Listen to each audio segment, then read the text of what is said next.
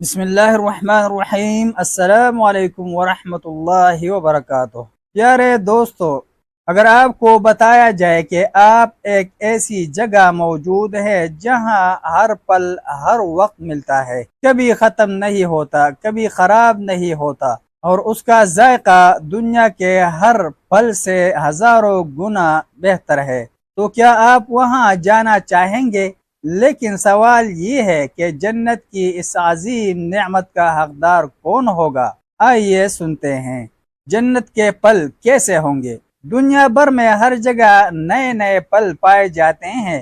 کچھ پل اگر ایک علاقے میں معروف ہیں تو دوسرے علاقے والے شاید انہیں جانتے بھی نہ ہو۔ البتہ جنت میں یہ تمام کے تمام پل دستیاب ہوں گے۔ اہل جنت کو جو پل عنایت ہوں گے وہ نام اور شکل کی حد تک تو دنیا کے پھلوں سے ملتے جلتے ہوں گے، البتہ ان کی خوشبو، ان کا مزہ اور ان کی خوشنمائی دنیا میں موجود پھلوں سے ہزاروں درجے افضل و اعلیٰ ہوگی۔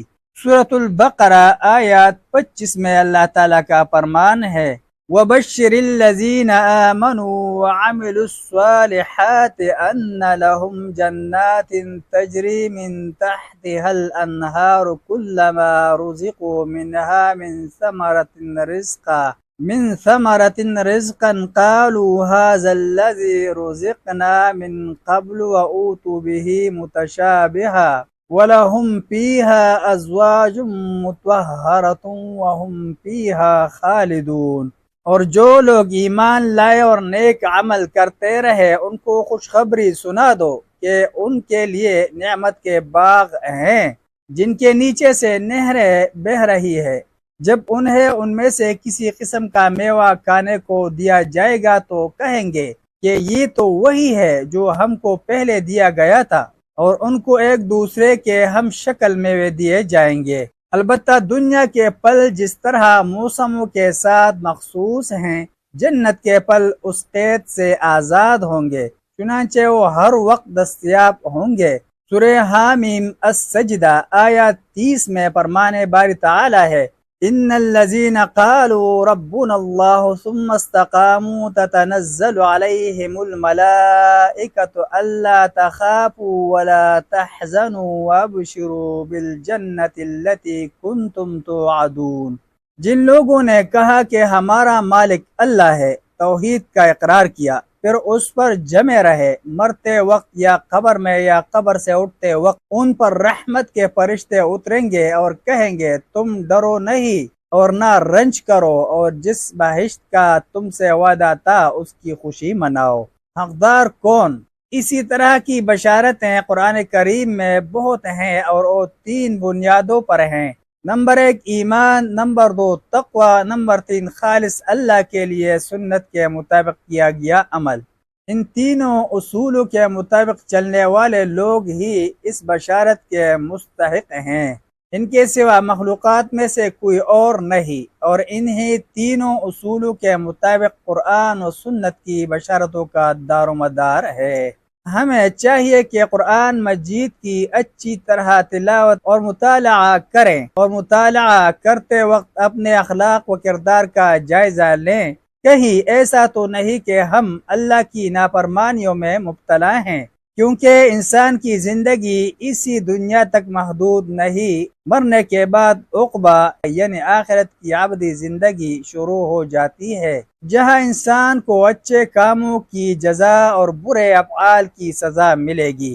قرآن کریم بتاتا ہے کہ جو انسان اس دنیا میں اللہ کے احکام کے مطابق زندگی بسر کرے گا وہ جنت کے سدا بہار لہلہاتے ہوئے باغوں کا مالک بن جائے گا۔ اب آپ کا دل مچل رہا ہوگا کہ آخرت میں جنت آپ کو مل جائے تو ایک سوئی کی ضرورت بھی ہو تو وہ بھی اس وقت تک نہیں ملتی جب تک آپ اس کی قیمت ادا نہیں کرتے۔ کیا خیال ہے؟ کیا جنت جیسی بے مثل نعمت آپ کو پھوکٹ فری میں مل جائے گی؟ نہیں، ہرگز نہیں۔ جنت کی قیمت تو آپ کو دینی پڑے گی تبھی جنت ملے گی، اور جنت کی قیمت ہے اللہ تعالیٰ پر پکا ایمان رکھنا اور مسنون زندگی بسر کرنا، خود برائیوں سے بچنا اور دوسروں کو برائیوں سے بچانا، پس خود بھی نیکی کی زندگی بسر کیجیے اور اپنے گھر، اپنے محلے اور ماحول میں بھی دور دور تک نیکی، سچائی، سخاوت، درد مندی اور بہادری کے چراغ جلاتے چلے جائیں۔ اس کے صلے میں اللہ تعالیٰ آپ کو اس دنیا میں اپنی رحمتوں کی چھاؤں میں رکھے گا اور آخرت میں جنت سے سرفراز فرمائے گا۔ جو شخص منمانی کرے گا اسے یہی دنیا ہلاکت بار جھٹکے لگا کر جہنم کا ایندھن بنا دے گی۔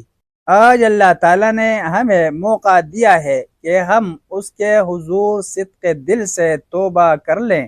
کہیں ایسا نہ ہو کہ ہمارا آخری وقت آ جائے اور ہم توبہ کریں اور اللہ تعالیٰ کی طرف سے آواز آ جائے کہ اب توبہ کا دروازہ بند ہو گیا ہے، لہٰذا اب توبہ کرنے کا کوئی فائدہ نہیں، کیونکہ جب وقت تھا تب تم نافرمانیوں میں مبتلا رہے۔ اللہ تعالیٰ سے دعا ہے کہ وہ ہمیں اپنے فرمان بردار بندوں میں سے بنا دے اور ہمیں صحیح توبہ کرنے کی توفیق عطا فرمائے۔ نبی کریم صلی اللہ علیہ وسلم کا فرمان ہے، اپنی دعاؤں کے قبول ہونے کا یقین رکھتے ہوئے دل سے دعا مانگے، کیونکہ اللہ تعالیٰ اس دعا کو قبول نہیں کرتا جو غافل اور بے پرواہ دل سے نکلی ہو۔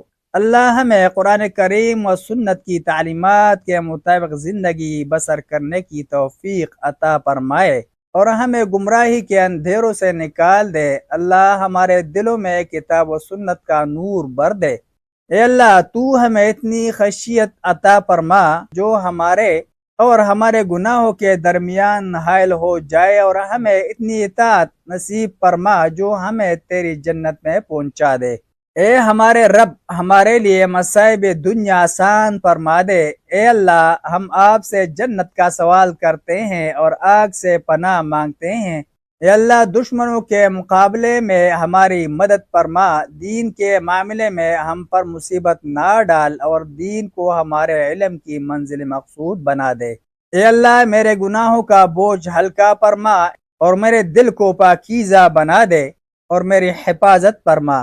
یا رحمان، میرے گناہ معاف فرما دے اور جنت میں بلند درجات عطا فرما۔ یا رحیم، جہنم سے نجات کا سوال ہے۔ رب ذوالجلال ہمیں اپنی رحمت کے سائے میں رکھے، مجھے اور آپ سب کو نیک کام کرنے کی توفیق سے نوازے۔ اللہ ہماری دعاؤں کو قبول فرمائے۔ اللہم آمین ثم آمین۔ ملتے ہیں کہ نئی ویڈیو کے ساتھ۔ جزاکم اللہ خیرہ۔ السلام علیکم ورحمۃ اللہ وبرکاتہ۔